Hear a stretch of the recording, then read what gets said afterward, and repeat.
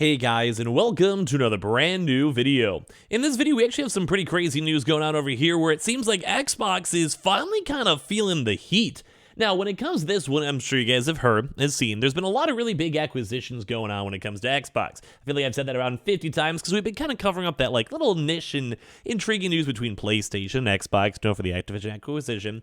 But if you guys remember, Bethesda was also bought out. And now Bethesda is not necessarily the same beast as Call of Duty, but it still was a $7.5 billion acquisition. But as well, I'm sure a lot of you guys watching this video have seen Skyrim, or have heard of Skyrim, Fallout, etc. I'm sure you guys are familiar with the brand, at least if you've played it, or at least have heard of it. But a big thing to kind of note is it seems like a lot of these Xbox directors are now somewhat kind of falling underneath pressure. Now, that's not necessarily bad. I feel like I actually perform better under pressure, but it's still something to kind of go and note, because we're now seeing comments over here from the Starfield directors and kind of talking about the kind of issues and everything plaguing up being like a big console seller. It's almost probably the same pressure that the folks that were trying to go and sell Halo Infinite felt, although that definitely did not go and end up too well. We also have some cool news when it comes to the Xbox Series S and the fact that it's somehow clutching up astronomically well too. So a lot of things to go talk about, a lot of things to go bring up, so make sure you guys are subscribed with the notifications on as well for the brand new PlayStation 5 giveaway,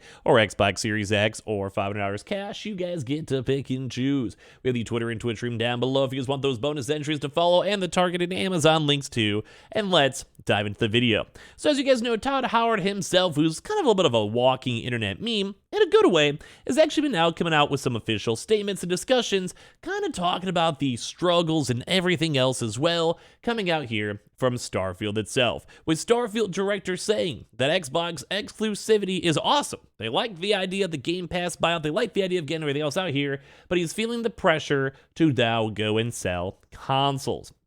Now, it's kind of a big thing to note, because right now, a lot of the big critiques are really on Game Pass, really on first-party exclusives, and what kind of separates the Xbox from the PlayStation. Why does someone want to go and buy this console when they can maybe play the PlayStation 5, where maybe more people are involved, and as well, maybe more friends are playing and everything else in between. But when it comes to Xbox, they want people buying these games. They want people excited for these first-party titles. And so far, and I have said this, and I will stand by it on my own opinion, there really hasn't been a good Xbox exclusive so far. Halo was meh, Forza was cool, but we haven't had a good single-player game. Now, I'm excited for Fable, and I'm cautiously optimistic for Starfield. But as you guys can see, Todd Howard himself is discussing the expectations. Now, they've kind of basically changed now since Microsoft acquired Bethesda. So Todd Howard has discussed the benefits and challenges that come with being a first-party Xbox studio. In an interview with Lex Friedman podcast, Howard said Microsoft's $7.5 billion acquisition of Bethesda's parent company, ZeniMax Media, has benefited development of Starfield, which is actually really good to hear, will be released next year for Xbox and PC. However, he also said he was feeling the pressure to deliver a system-selling title, which is the new responsibility for the Elder Scrolls and Fallout studio. And I'd probably agree. Now, Call of Duty also might be a big console seller, but as you guys know, that's kind of been a given. Like, Call of Duty's already been there. It's probably not going to be an exclusive based on all these legal battles and legal back and forth, while Starfield, Fallout, like the next Fallout, next Elder Scrolls, whenever these all come out, Doom, whatever, they probably will all end up being exclusives. Like, a $7 billion industry is big, but they could probably argue in court that they got Bungie, and Bungie was multi-billion dollars too. So at the end of the day, they're like, okay, we'll scratch it. Call of Duty, though, is a whole different beast. But it kind of goes to show that, like, a lot of this pressure is up there. This is going to be the first big, like, Bethesda showcase of what they can do with Xbox's support and what they can do with their studio as a whole.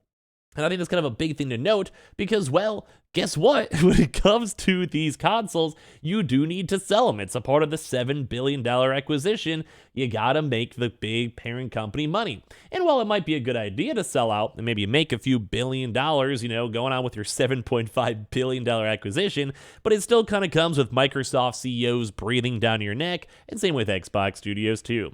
He's stated saying, "We've had a lot of success with the games that you talked about, but we've never been the kind of platform seller. the game for a platform for a period of time. And so there is a lot of pressure. There's a lot of responsibility there to make sure we deliver for everybody. Now, when it comes to this one too, I myself would probably be succumbing to pressure. And I think it'd be a scary thing to have to worry about. Because when it comes to a lot of Bethesda games, there's always been a lot of, memes and jokes where there's a lot of glitches, a lot of bugs, and a lot of things going on.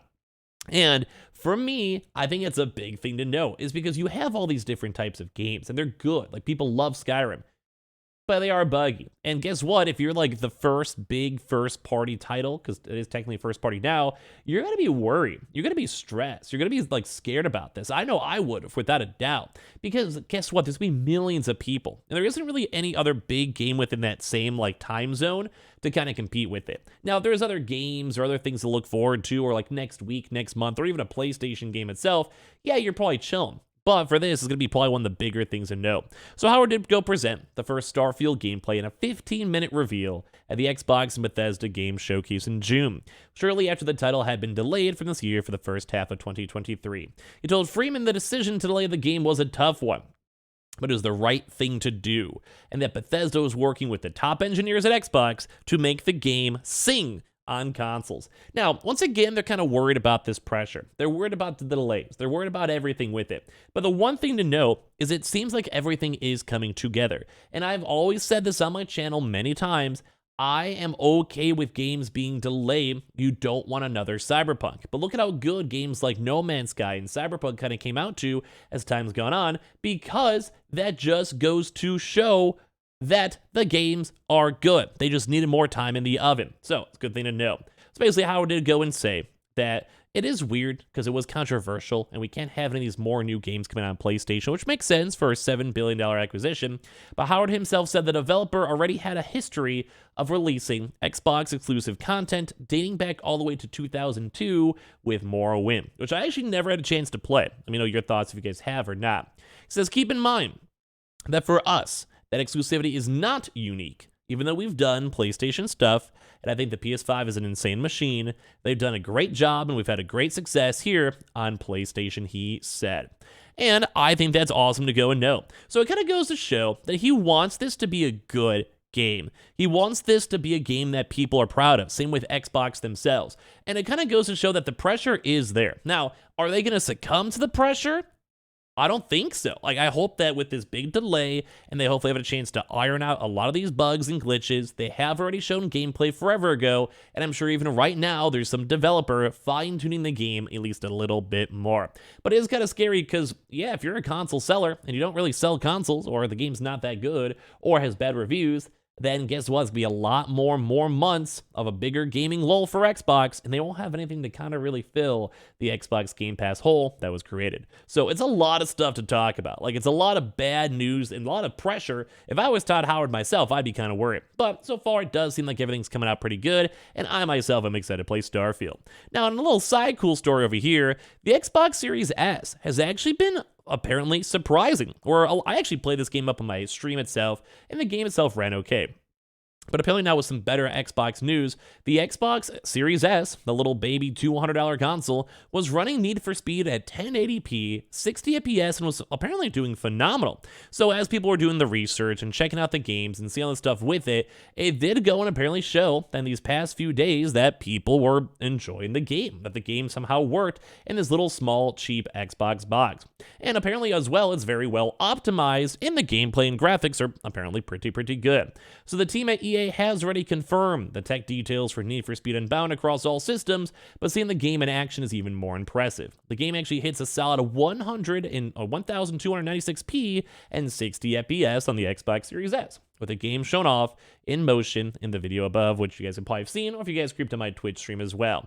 And this is a big thing to note, because 60 FPS on a smaller kind of $200 console is number one, insane. Like, that's good. That's great. We like seeing that. But it kind of goes to show that while a lot of folks these past few months have been kind of dogging on the Xbox Series S, it still has some gusto and some years to go, especially with Need for Speed Unbound being a relatively new game. And it's not the most taxing game we've seen out there, but, well, it definitely is something we have to worry about. So I want to kind of hear your thoughts and comments down below on the Xbox drama, Bethesda drama. Do you guys think that Starfield's going to be good? And as well, Have you guys picked up an Xbox Series S? Do you like it? Let me know in the comment section down below.